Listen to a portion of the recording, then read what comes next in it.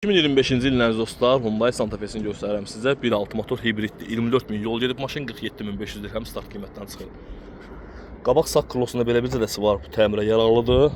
Deməli, maşına lazım olacaq ön bufer, abrisovka bufer, farı lazım olacaq. Krosunda da belə bir zədəsi var, krosunda da istəyə uyğun təmir etdirmək olar, dəyişmək də olar. Görürsünüz ki, şiveller yerindədir, ciddi bir zədəsi yoxdur.